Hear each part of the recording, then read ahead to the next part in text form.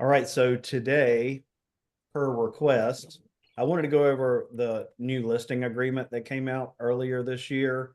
For those of you who haven't really done a listing yet or many listings at all, you probably haven't paid too much attention to the old listing agreement, which, other than what you probably saw in school and part of the training, you didn't really need to. It's one of those things that, you kind of get to it when you get to it, I guess.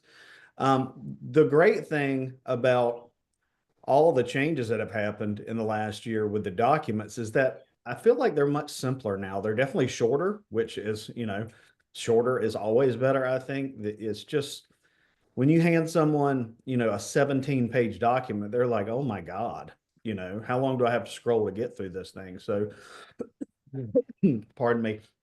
So just let's go through this page by page. If you've got questions, please ask or, point something out if you want to. I don't expect that it'll take us a ton of time to go through this. It's pretty self-explanatory, but we'll do it and we'll be done when we're done. It's pretty straightforward right at the top. You've got the seller and the firm. And then just moving on down, you've got the option to put in the expiration date, or not option really, but it's where you put in the expiration date. And then this gives you the option for if they're already under agency with someone else, but they're planning to terminate. This allows you to, effectively, it's like a backup offer for a purchase. It's basically you're their backup listing agent, and this kicks into play as soon as their other agency agreement terminates. Any questions about that? Okay. Section 3 is pretty standard. It's the address, it's the PIN number, the PID, the subdivision, the other description, which we use sometimes. I think that I was always taught you need at least 3 points here. I've always done, this, not counting the actual address. I've always done the lot, I've always done the subdivision, and I've always done the PIN. And most of the time, I'll put the other description as well if it's in there. But I would say at least 3 or 4 of those are necessary. I mean, a lot of times, even in MLS, you don't see plot book and pages a lot of time, and sometimes they're hard to find. Then there's this option here for additional parcels. So, for example, maybe they're buying 2 lots, or you're listing 2 lots that are side by side. And then you can attach another document for that additional parcel. Any questions about that? Now, this is the residential property one, not for vacant land. Okay, there's its own document for vacant land, and we can review that if you want to, but it's going to be very similar. Super helpful, I think. I love that fixtures comes next, because you really want to hit that with your clients to make sure they understand what does stay and what doesn't convey automatically. That way, if you need to, set something aside or point out in the listing that, hey, the front porch swing, which I had to buy one time because I didn't put it in the remarks, that it doesn't convey. All right. So, learn from my mistake. Make sure you go through this with folks, and so they know what to expect to leave behind. Any questions about any of the fixtures or any issues any of you have had with any fixtures or that a client has wanted to keep when you represented a seller? I would just say when you're having that listing appointment, start pointing out what fixtures are. Don't count on these people to read this. Most people are not going to read any of this. Take it upon yourself to educate people. Tell them if there's any light fixtures or fans or anything like that that they want to keep. They need to take it down before they do photography, because I've had several instances where I've had clients purchase a home where they had a light fixture affixed, and we got 2 home inspections and the fixture was gone, and they're like, "Oh, they're not leaving that." Well, you didn't market it that way, so you need to put it back up there. And there's things happen, so Really good to point out, Brandon. So thank you for that. You guys didn't tell me that I wasn't sharing my screen, so you can't even see the document that I got pulled up. So give me a second. I got it on my phone. Okay. I pulled it up. Oh, I pulled it up. I and got mine up right off. Well, let me do it anyways, just for the benefit of the folks who might watch this later, who are doing stuff today.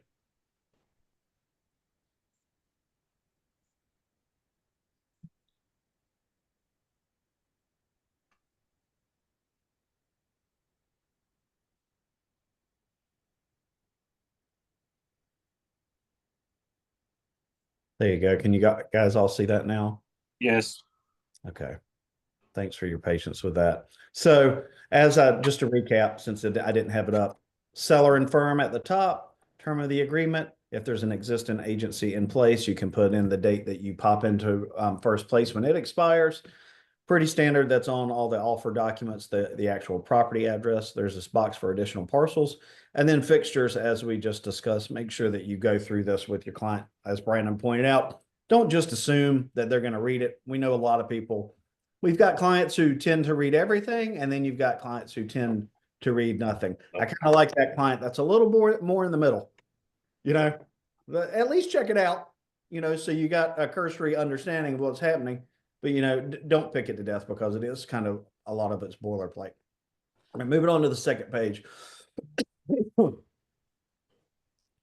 This is important, especially today, because so many smart homes and everything, right? Duty to unpair and delete data.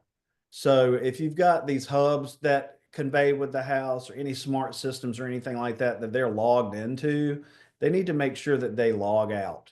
Okay. If they're leaving behind internet equipment, they need to make sure that they've, either transferred or terminated their service appropriately, and reset the stuff to defaults so the next people who come behind can log in. Or if they're leaving it, leave instructions on how to go in and update the door pad code or the alarm code or whatever, to make sure that people know how to do that. I'll say one little thing here. I don't know if it's that important or not. If you have clients and they haven't done that, generally in your account settings, you can log out of all devices. So if you even aren't on site, you can still log out. Good point. And that goes nicely into B, items leased or not owned. So if you've got a satellite dish, or if you've got an alarm or solar panels or any of those things that aren't owned, that's got to be discussed and figured out what's going to happen going forward. Now, if the company allows it, maybe it can just transfer. In a lot of cases, it's probably going to need to be paid off or resolved, or they're going to take it with them. One of those things. So just make sure that that's all figured out. So look at those things, when you go for your listing appointment, right? Ask them the status of it, etc. Any questions about that? Of course, if there's excluded items like we were talking about, grandma's chandelier, the front porch swing, whatever, you want to make sure that you include that not only in the listing agreement, but also in your remarks or in a document that you put in MLS or something like that, so people are aware up front.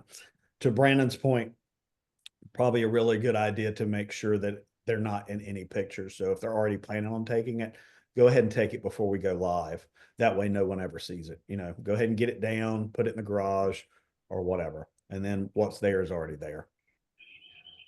And then, same thing with personal property. I usually don't put refrigerator, washer, and dryer in a listing agreement, just because I tell them, we'll make it negotiable. But if you know that staying behind because it's, if it's an investment property and they're not taking the washer, dryer, refrigerator, well, then feel free to go ahead and put it in there. I just like to kind of use it as the opportunity to negotiate if we need to. We'll do the same thing. Listing price is pretty straightforward. This is the price we're going to list it at, right? That's probably the last box I fill in on this thing. Before I send it to folks, because, I'm going to do a CMA before I go. We're going to go over the CMA when we get there, but then maybe they're not ready to list for a month and there's some other stuff pending or active in their neighborhood. We want to see where they close, right? So we'll come back and revisit that if we need to. Do your homework. How can people pay for the house? Find out if it's eligible for different loan programs. There are easy resources online that you can search talk to your favorite lender and ask them. I'm sure they can help you out if you can't figure something out. Typically, all they need is an address. So, there you go. The marketing. So that's the date that you can begin marketing it. That means posting online. That means sign in a yard. That means available for showings, any of those things. Before that, you will need to use coming soon if you're going to advertise it before it goes live. And there's a separate document for that. The template should be in your loops if you need to use it. Any questions about that? Anybody using open or coming soon lately? I've pretty much stopped using them for the most part because back in the day during COVID, coming soon did not accrue days on market. And now it does accrue days on market. I've used it a few times this year. If I heard a rumor from a seller that somebody else might be listing a property in their same neighborhood or especially on their same street, I've done that twice to go ahead and get in front of that other person. But it's gone active within 48 hours of being put in coming soon. What is the benefit other than what Brandon just mentioned? The whole coming soon business. I never understood it. That's really the benefit is to, hey, go ahead and proactively generate interest. Sometimes you need an extra day or two if like say your sellers are like, when the kids get out of school on Friday, we're out of town to facilitate showings all weekend. Well, you can go ahead and start marketing the home on Thursday morning to start getting interest built. But for me, the biggest kicker now, because it accrues days on market, is like I said, if you're in a neighborhood where there hasn't been a lot of activity, or you may be aware that something is coming to market, I don't want to get beat to market, right? The best time to sell is when your neighbor's not for sale. So let's go ahead and put it out there. Yep. Okay. I agree with all those reasons. Definitely. I recently had folks who just asked me to do it. I mean, the property was vacant. It's not like they were going to be inconvenienced, but they're like, hey, I know you want to activate like Thursday or Friday. Can we make it coming soon on Monday? Yeah, absolutely. We did. If used to, I think the limit was you could do 30 days. Yes. Sure. That's still the limit. Okay, sorry. I meant when we used to actually do it a lot, so maybe they were doing repairs or cleaning out, checking out the carpet or something like that, getting it switched out or having it painted. Well, that's a good reason to do it. We're letting people know, we're building the interest. And then that way, maybe we sell it that first weekend because people have had a week or two to kind of know what's happening, get eyeballs on it or something like that. If you remember, a lot of homes sold in coming soon. I mean, I had listings selling coming soon. I had buyers purchasing coming soon.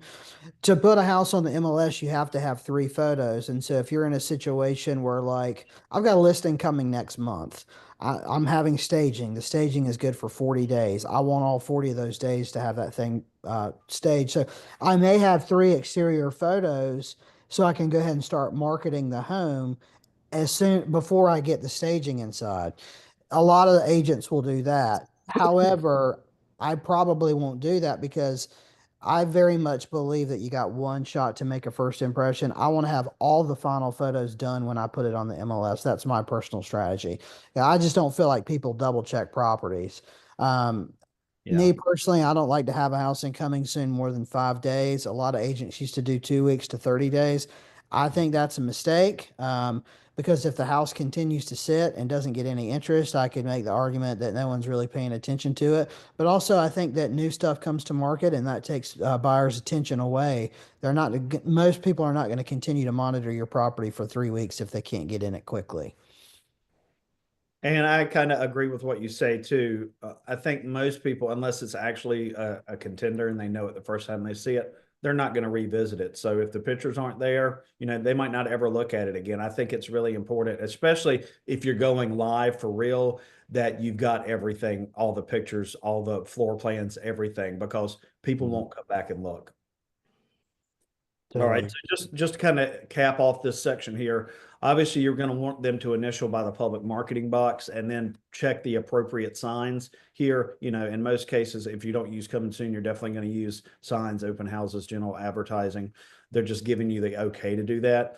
We're not going to use that office exclusive, although there's going to be a lot more conversations about that coming soon with these firms opting out of MLS and having their own private listing services that not everyone has access to. I saw an ad yesterday. I think it was Compass is like, the only way to see these homes are with our agents.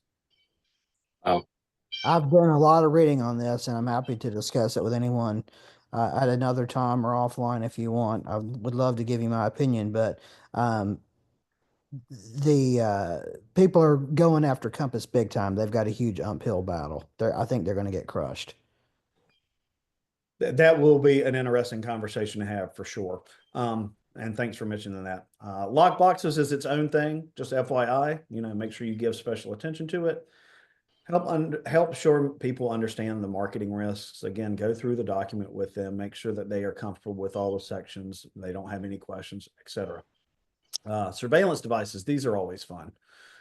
They need to disable these stuff so they can't hear what people are saying. They shouldn't be watching the people tour their home. They shouldn't be listening to people touring their home.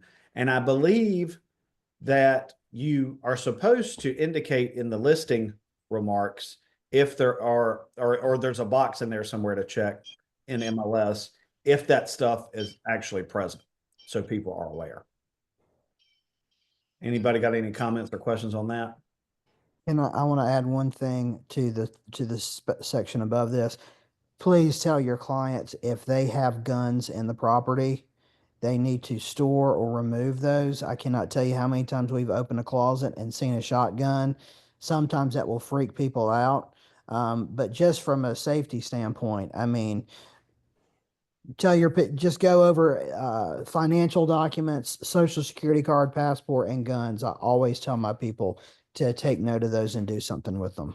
And jewelry, anything important. If you've got a wad of cash that you keep in your nightstand, well, maybe don't keep it there while your house is for sale.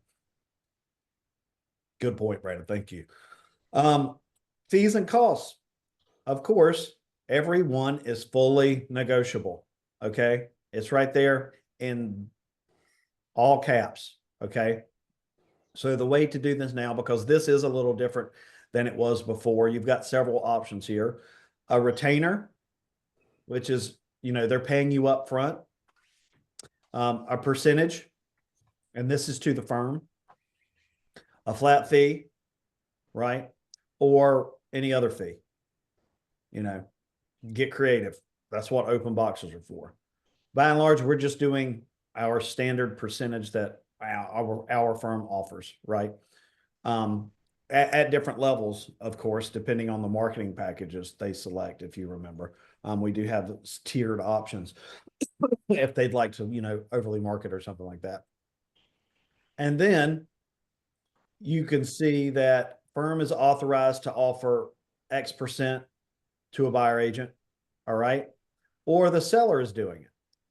So kind of what is happening here is now you're putting your percent here and the percent the seller is paying to the buyer agent here. And then you put the total amount here. Okay. Now, technically you could do say 6% here and the firm is offered 2.5% here, right? So these numbers, when you add that and this, it might not be the same thing depending on which boxes you use, but it should be the same thing here, right? Because it's always going to be the same total. And what's silly to me is why are there two options? Yeah, that's the part that has me confused because I'm like, what? So you have, because of the cooperating compensation, you have some firms, EXP is the big one.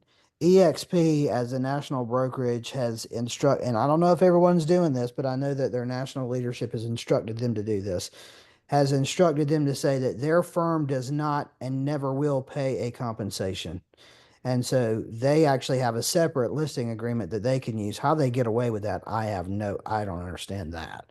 But EXP never offers a firm compensation. So in this situation, the seller is offering a compensation, not the listing firm.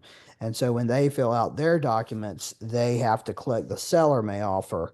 So that's the difference. I think, Doug, I don't know if you have a specific way of how you want us to do this. If so, please share. I always put that the seller is offering. I don't put that the firm is offering, but I don't know if you have a rule you want us to follow on that. The most important thing is that the math works on line D, right? So they are clear with what they're paying and what's going to be reflected on the net sheet. For me, I think it makes more sense to do our share here and then seller may offer X there, because then when they look at it, it's very clear who is getting what. Mhm. So they're not confused by any funky math when you put 6% here and then you put 3% here or 2.5% or whatever here, and then it's still only 6 here. Because I can see how that could be confusing to someone. So my preference is to do our percentage. Seller may offer the percentage, and then the two together there. I think that also makes more sense when you're explaining it to your seller as, hey, here's the total overall fee of that X goes to the buyer agent. I think that aligns more closely with filling it out the way that you just discussed. That's what I've been doing. Yeah. Ashley, did that help? Yes, that was helpful. Thank you. You're welcome. Moving on, firm's fee earned. Okay.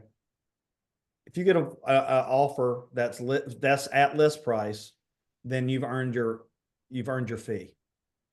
Okay. So make sure seller understands that. If somebody has any questions about, do I have to sell, or, when have you earned your money or anything like that, just make sure that they understand it.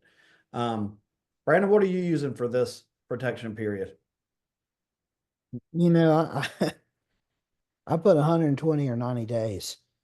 I've started doing a year. Have you? Yeah, I've never done that, and honestly, I think what I'm putting is way north of what most people are putting. But I think it makes sense. Yeah, I mean, it's a significant investment. So, if our plan is to sell anyways, I wouldn't think, reasonable folks are going to have any issue with it. Okay.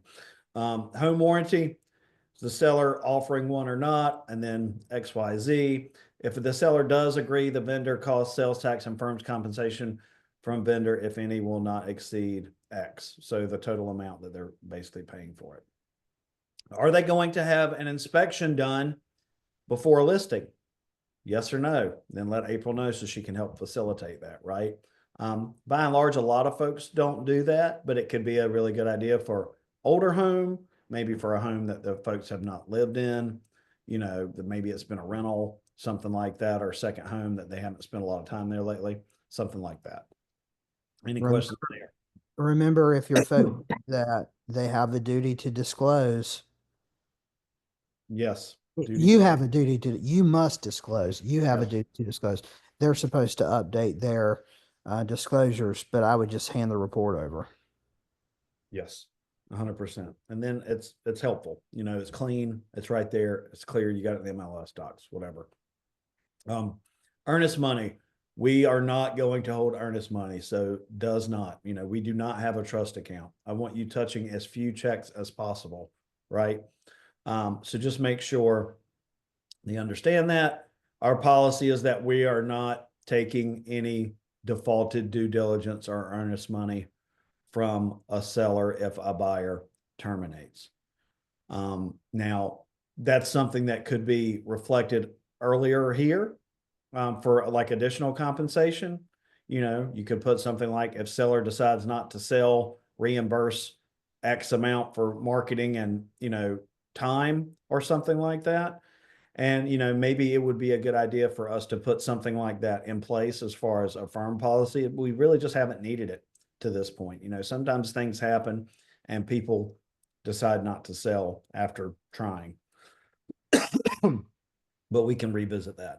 But just make sure that, that you check these boxes appropriately. And of course, any due diligence fee will be paid to the seller. Any questions about that? Hopefully at this point, we're all really familiar with dual agency.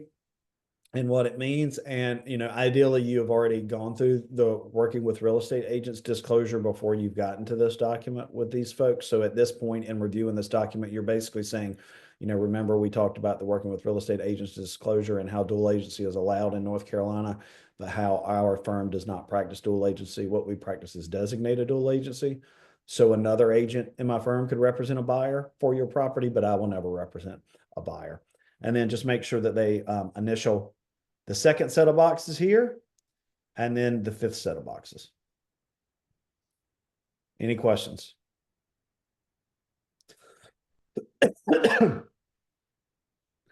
Regardless of whether dual agency is authorized, firm must disclose any material facts to all parties in a transaction.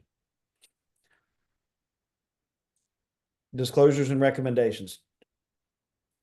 Or representations, sorry. All disclosures and representations are to the best of seller's knowledge, right? Is or is not working with a relocation company, has or has not received sample copies. You need to make sure that that's yes at this point. That's why we've got the seller guide, because it's in there. Seller has or has not owned the property for 1 year. Seller does not own the property. Maybe they have it under contract and they're flipping the contract. That is something that happens. Private road maintenance agreement. Important to know this here because this could make you eligible or not eligible for what kind of loan? FHA. A VA loan too. Yeah. Yeah. Some loans won't be approved if there's not a road maintenance agreement. Who's had to get a road maintenance agreement drawn up because there wasn't an existing one? Yep. Me too. It's doable. But it's just something to be aware of. And especially representing a seller, you don't want to get halfway through a contract and then a buyer agent who wasn't paying attention didn't know that you're double wide on 3 acres down a dirt road, probably needs a road maintenance agreement for this VA loan or whatever. And now we're up the creek and don't have anything. You need to be ahead of that as the listing agent and make sure that that's in place already. Okay. You see this a lot in the country, and you see it, and you see it a lot in parcels where say our family has a huge parcel of land and there's one road, and Doug and I have a double. I have a double wide here, and Doug has a double wide there, and we've had the property in our family for 120 years. Those are a lot of situations where you see stuff like that. Several times I've seen it. Yeah. Mine was like out in Willow Spring, I think. Let's see. Does or does not have mobile home on it that will be part of the sale. If there is a mobile home, you're going to need the VIN number. Or you got to make sure that it's got a foundation around it and that's been removed, right? HOA information. You might have to get creative and cram multiple ones in here because especially up here in the triangle, a lot of townhouse communities or condo communities have multiple HOAs. They have one for the immediate section they're in, and then there's a master one for all the amenities, something like that. So make sure you're aware of that because we don't want to find out later that there's a separate regular assessment every year that needs to be paid that wasn't disclosed to us when we went under contract, right, Josh? Restricted covenants, if they are, find them. Okay. Don't be a listing agent that doesn't have any HOA documents in your listing in MLS.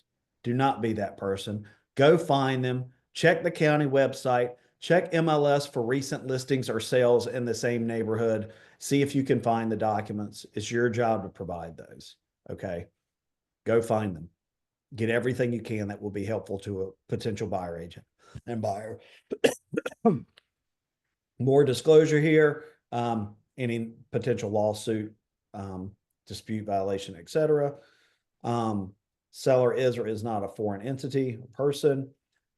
Property flood zone information here.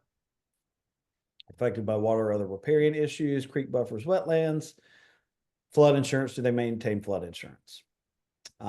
Siding, stucco, termite bond, if so applicable, where's the information? Who's the company? Bankruptcy or not? Special assessment. Special assessment is typically referred to as one time or a limited amount that, you know, they can show you it's going to be, you know, just this June, or maybe June for the next 3 years, something like that, right? You know, you can also negotiate those assessments. You know, you can work it into your offer and the overall math for, you know, the seller to pay, or for the buyer to somewhat be compensated, maybe in this closing costs or something like that. Especially if you're running up to when one is due, or especially past due, it would have to be paid, etc. So just keep that in mind if that comes up. Is or is not subject to a deed of trust, mortgage, HELOC, or any other financial information that needs to be disclosed. Lease, of course, has or had not had an FHA appraisal within the last 4 months. That could happen if a property was under contract and fell through.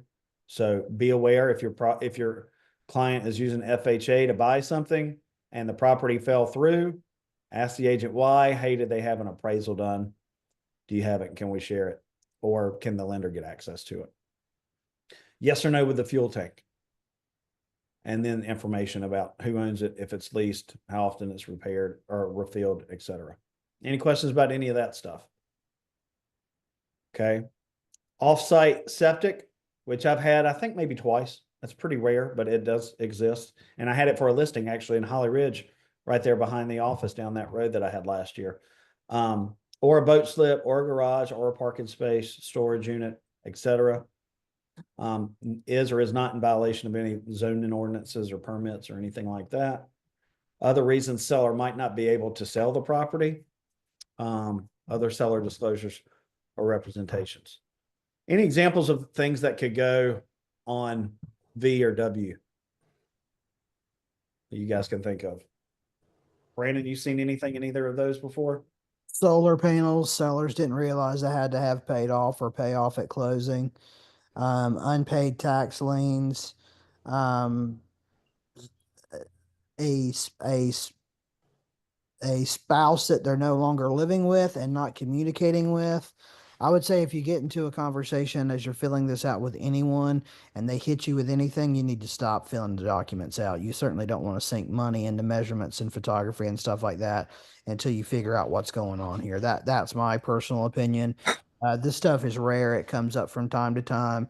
You're probably going to be fine and don't need to investigate this too hard if it's a sphere or certainly a past client that you were involved in. But if it's, I would say if it's like a Redfin or referral lead from one of those programs, I would ask a trillion questions, because a lot of times those folks are looking for a deal. So that's Is that where you wouldn't put like free trader agreement or anything there, would you? Yeah, I don't think you need to list that there, but that's a conversation that, like, if you're speaking with a lady and her husband have split up, but they're still legally married and 50% of the property is his, that's the point in time to say, okay, do you have a free trade agreement with your husband to sell this? Explain what that is. Are you two in communication? If they hate each other and they're fighting, Yeah. you're going to have to kind of figure out a way to wiggle around that conversation. Okay. All right. Free trade agreement is the answer, but they both Yeah. have to be on the same page. I have a question about you. How much due diligence do you need to do? Is it simply a question to the seller? You know, is it in violation of any law, et cetera, and so forth? Or do you need to actually go in and do some homework there? Because that could be, so many different things. I think Doug may have a different take on this, but everything I've ever seen, because I call it the police blotter that the commission puts out every month in the monthly newsletter. You have a reasonable expectation to know, right? And so if there's something major going on in Holly Ridge and you practice and live near the Holly Ridge area, something major going on, you should absolutely know about that. If someone says they have a permit, if someone has done renovations, it's worth your time to call the county or check online to see if they've actually got this work permitted and if they've told you that they've got it permitted. Impervious surface, stuff like that is a little bit different. That's a little bit challenging to know. But the other thing is like, if you were to take a listing, Josh, and let's say, uh, we'll just say Fayetteville, and you don't really live in Fayetteville, and it's an hour and a half away from you, and you run into any of these problems, in my opinion, the real estate commission would say, well, you have no business practicing in Fayetteville, and you shouldn't be doing this, and you're not in tune with the market. And that would be a whole nother conversation where there would probably be a disciplinary action.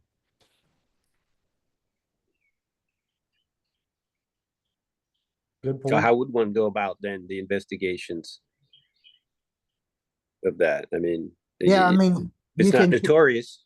you can check flood risk information system. If it's near a flood zone, you might want to have a conversation with them about stormwater and things like that. Again, if they've told you that they've had work done or it's clear that they've had work done, ask them if it's permitted. If they say it is permitted, ask them for a copy of the permits. If they don't have them, call the county office or the town office or whatever and ask for a copy of it. Up here in the Triangle, a lot of that stuff is online now, but historically it has not been. So depending on how old it is, same thing with septic permits, right? Like you need to check and make sure that the septic permit aligns with what you're doing or what you're listing the property for. So you do have a duty to not just take the word for it and investigate. Yeah, go get that septic permit and put it in the MLS docs. Don't force the buyer agent to find the septic permit. Don't accidentally list something that's a 4-bedroom or 3-bedroom permit as 4-bedroom marketing. You're not allowed to do that. Sorry for the noise. Hopefully it's not too loud for you guys. Let's keep moving on. Seller's duties, just as a reminder, you got to give them access to do inspections.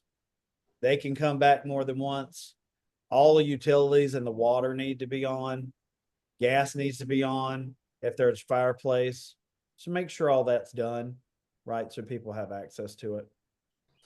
And that your folks know that they need to have access to it and are prepared in advance. Photographs and video, these are, pretty self-explanatory. I don't need to, read this line by line. I've never, maybe once I've had a client, say, hey, can you take the picture or get the pictures taken down of the property I bought, and then go, to the listing agent and say, hey, can you remove all but the exterior photos or something like that. Funnily enough, what's happened more than not is like somebody will call me because they're on our website and they saw their house, and it wasn't, we didn't represent the buyer or the seller, and I'm like, you need to contact whoever the listing agent was or your agent who helped you buy the house. We don't have any control over that. That's I've had a lot more of those discussions that I have that of, a buyer saying, hey, can you have the pictures taken down after they bought or something like that. Any questions about that? Other professional advice, stay in your lane. We know people to send people to. Stay in your lane. We're not a lawyer. We're not a CPA. We're not a general contractor. We're not a home inspector. Don't try to be one. Don't get in your way because you want to answer a question and feel like you're helping when you could cause more damage in the long run. You know what I mean? Trust your professionals. Inspection costs, unless otherwise agreed. Now, seller, if they choose to have an inspection done or anything, of course, that's at their cost. But when buyers are performing them for their own knowledge, the seller won't be required to pay for any of this. Confidentiality, pretty self-explanatory. We're not going to disclose other terms of any offer to a competing party without the express consent of the buyer. That means if you have an offer and another agent calls and says, do you have an offer? Unless your client has said, yes, you could tell other people we have an offer, then your answer is, I'm not allowed to disclose that information. Does that make sense? And I know that pisses people off sometimes as a buyer agent when you call and ask that question, but it's not the agent's decision. So again, don't presume why people are doing things. Just understand that, everybody's job is to represent their client. And sometimes sellers don't want people to know if they do or they don't have other offers. Just understand what you're allowed to do. All right. So have the conversation with your client. Hey, we got another offer, or we've got this offer in hand. I had an agent call and ask if we had an offer. Is it okay to disclose that? Now, most of the times, I think it's good to disclose that, right? If you have one. When people typically don't want to disclose is when they don't have one, right? So that, you get people trying to outthink each other, right? Oh, well, don't tell them that we don't have one. Hoping that that's going to, incentivize them or something like that. So just have the conversation with your clients. Wire fraud.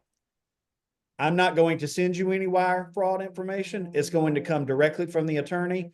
Make sure you call that attorney and verify the wire information before you do anything. Okay. It's as simple as that. Don't touch wire information. Don't forward it. Don't read it to anybody. Don't do anything. Tell them to contact the attorney. Ask the attorney to send it to them directly. Make sure that they call to verify. Also, just as an aside, this is more for buyers, but make sure your folks check with their bank to see if there's a daily limit on how much they can wire, or if they have to initiate a wire in person. A couple years ago, one of our agents had clients that were moving from like Virginia, and I think they banked with Capital One or something. And you had to go to the branch to initiate the transfer, and they were in Wilmington for the closing. They had to leave at like 4:30 that morning to drive to Arlington, Virginia to be able to initiate the wire when the bank opened. Otherwise, they weren't going to be able to close that day. So just make sure you tell your folks to check in advance so they know what the restrictions are. And ideally, you're going to want to wire the money to the attorney the last business day before closing. I mean, you can do it the day of, but in some instances, that might delay closing. I probably over-explain this to my buyers and sellers, and I just tell them never wire any funds until you and I have a voice conversation about it. If you ever get an email from me or April, I don't care what it says, hey, we've changed our process, you call me immediately. That will not happen. And also, if I'm copied on an email where a lender sends wiring instructions, I call the lender directly, and I've done this several times, and say, I won't work with you if you do this again. You do not send wire instructions to my clients.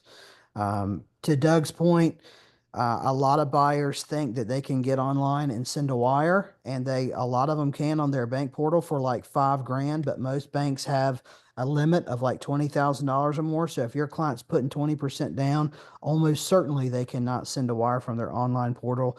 They need to be proactive and reach out to their bank to find out what that policy is. And I always explain to people, if you're doing a loan, 3 days before they are required by TRID to give you a draft closing disclosure. Whatever that amount is, if you've got the cash in the bank, go ahead and go to the bank and send the wire for like $3,000 or $4,000 more than that, because that's not the final amount and it could change. If you wind up sending a couple grand more than the attorney needs, there will be a check on the closing table reimbursing you for the funds that they don't need. They're not going to keep your money. Very to the point. Thanks, Brandon, for sharing that. Additional terms. I'm thinking we're probably not going to use this. There's plenty of other boxes for other terms that we might include that we've already discussed. Merger, termination, modification, assignment, enforcement, attorney's fees, governing law. In the event of a termination, firm may require reimbursement of fees, costs, and expenses in addition to other remedies. That's kind of where you're getting ahead of it if you put it earlier on in the listing. So seller should seller decide to no longer sell, will reimburse firm X amount for marketing. Any questions about that? Don't discriminate. Obviously, Biggie didn't discriminate. You shouldn't either. And then, pretty clear what goes where in the boxes, right? Any questions or any sections you guys want to revisit?